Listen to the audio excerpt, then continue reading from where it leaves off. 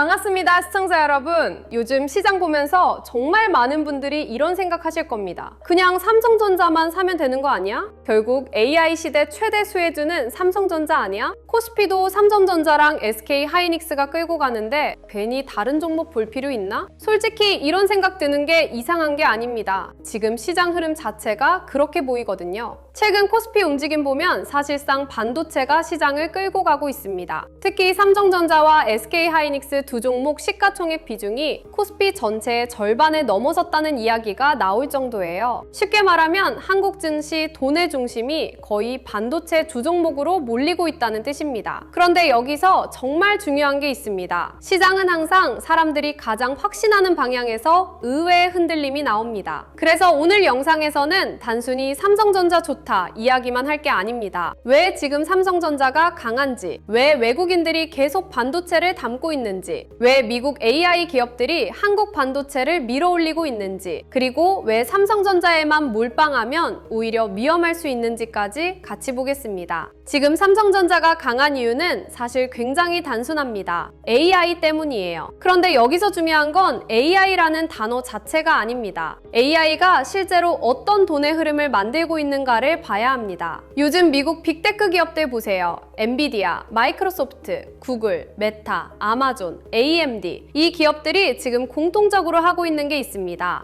AI 데이터 센터에 미친 듯이 돈을 쓰고 있다는 겁니다. 쉽게 말하면 AI 경쟁이 시작되면서 서버를 계속 증설하고 있는 거예요. 그런데 서버를 늘리려면 결국 뭐가 필요할까요? GPU가 필요하죠. 그리고 GPU 옆에는 반드시 HBM이 붙습니다. 여기서 HBM이 중요해지는 겁니다. HBM은 그냥 메모리가 아니에요. AI 서버 안에서 데이터를 초고속으로 밀어주는 핵심 부품입니다. 쉽게 비유하면 GPU가 천재 요리사라면 HBM은 재료를 계속 공급해주는 주방 시스템 같은 겁니다. 아무리 요리사가 뛰어나도 재료 공급이 막히면 음식이 안 나오잖아요. AI 서버도 똑같습니다. GPU 성능이 아무리 좋아도 데이터를 제때 공급 못하면 성능이 떨어집니다. 그래서 지금 AI 시대에서는 GPU만 중요한 게 아니라 HBM이 같이 중요해지는 거예요. 최근 글로벌 D램 시장 규모가 사상 최대를 기록한 것도 같은 흐름입니다. AI 데이터 센터 투자 확대, HBM 수요 증가, 서버용 메모리 증가, LPDDR5 확대 이런 흐름이 한꺼번에 겹치면서 메모리 시장 자체가 완전히 달라지고 있습니다. 그리고 여기서 삼성전자가 다시 강하게 올라오기 시작한 거예요. 최근 삼성전자가 D램 점유율 38%로 다시 1위를 유지했다는 뉴스도 나왔죠. SK하이닉스가 HBM에서 워낙 강했기 때문에 시장에서는 한동안 삼성전자가 밀리는 거 아니냐는 시선도 있었습니다. 그런데 최근 분위기는 조금 달라지고 있습니다. 특히 시장이 주목하는 게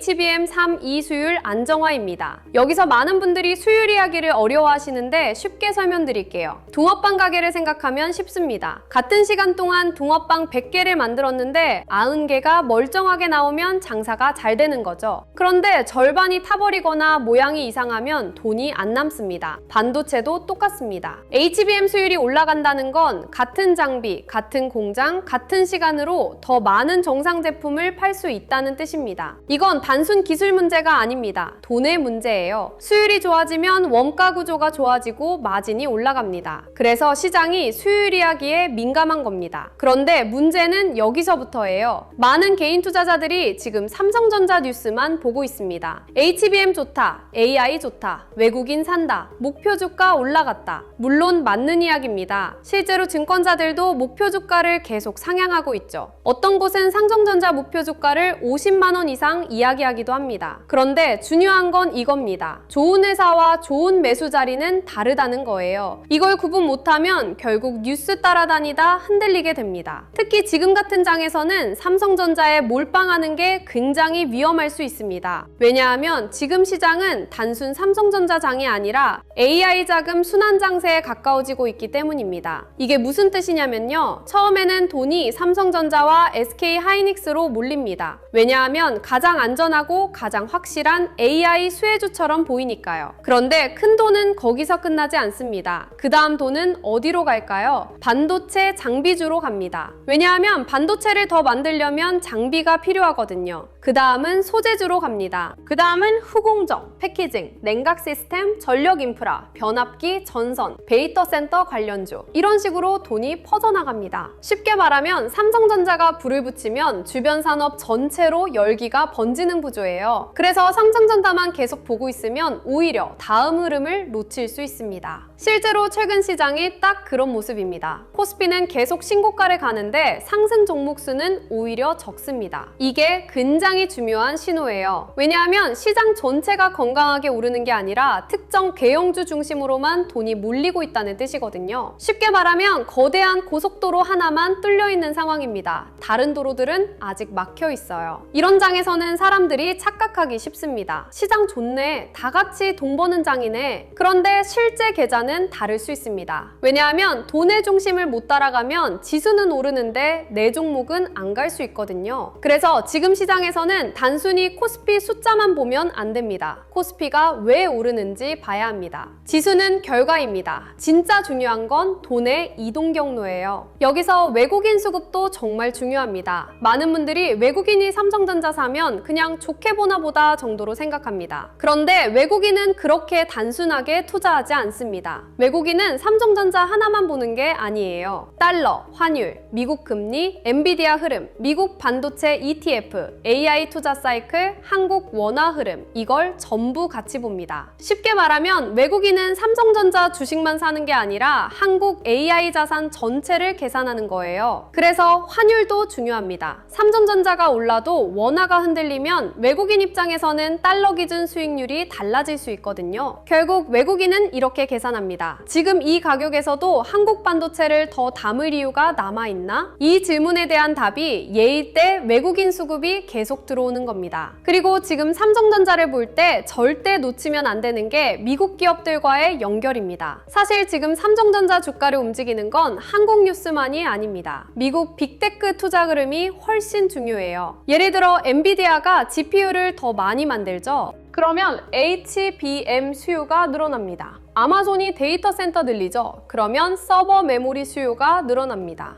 구글이 TPU 확대하죠. 메타가 AI 서버 늘리죠. 마이크로소프트가 AI 인프라 투자 확대하죠. 그럼 결국 한국 메모리 기업으로 돈이 연결됩니다. 이게 바로 낙수 효과입니다. 미국 빅테크가 AI 투자하면 그 돈이 GPU 회사로 가고 그 다음 메모리로 가고 장비로 가고 전력 인프라로 가고 결국 한국 반도체 기업들 실적으로 이어지는 거예요. 그래서 지금 삼성전자를 단순 스마트폰 회사로 보면 안 됩니다. 이제는 AI 인프라 핵심 공급망 안에 들어가 있는 기업으로 봐야 합니다. 그런데 여기서 또 한 번 생각해야 합니다. AI 사이클이 영원할까요? 절대 아닙니다. 시장은 항상 기대를 먼저 반영합니다. 그래서 지금처럼 모든 사람이 AI를 외칠 때는 오히려 더 냉정해야 합니다. 좋은 뉴스가 나왔는데 주가가 안 움직이는 순간이 올 수 있어요. 그때부터는 시장이 이미 기대를 선반영했다고 보기 시작하는 겁니다. 그래서 중요한 건 몰빵이 아니라 대응입니다. 많은 분들이 자꾸 미래를 맞히려고 합니다. 삼성전자 얼마까지 갈까요? 지금 들어가도 되나요? 내일 오를까요? 그런데 시장은 그렇게 단순하지 않습니다. 중요한 건 조건입니다. 예를 들어 삼성전자가 강하게 올랐다고 해보겠습니다.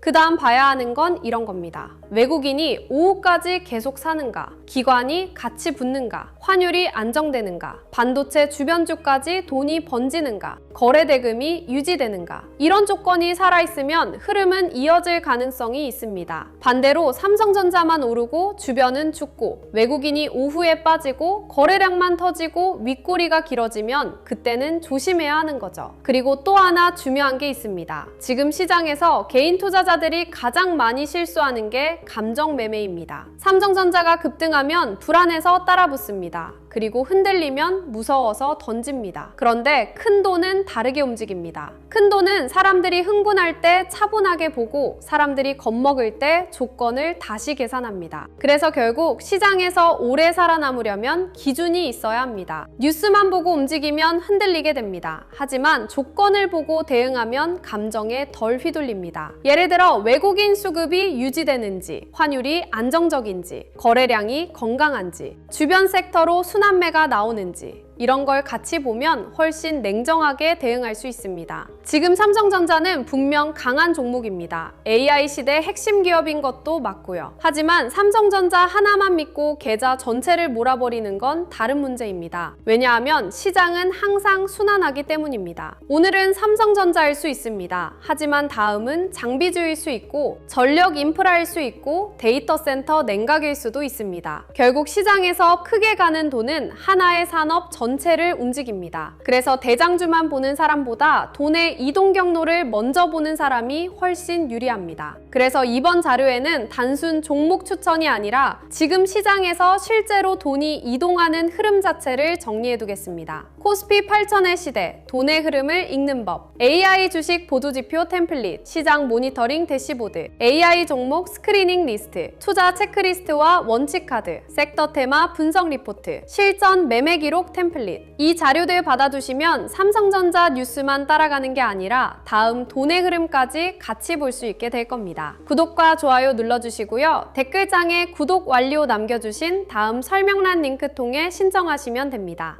오늘 영상은 여기서 마치고요. 지금 삼성전자는 분명 시장 중심입니다. 하지만 진짜 중요한 건 삼성전자 하나가 아니라 AI 시대 전체 돈의 흐름을 잇는 겁니다. 다음 영상에서는 삼성전자 이후 어떤 섹터로 돈이 번질 가능성이 있는지, 그리고 외국인 수급과 환율 흐름까지 연결해서 더 깊게 이어서 보겠습니다. 끝까지 시청해주셔서 감사합니다.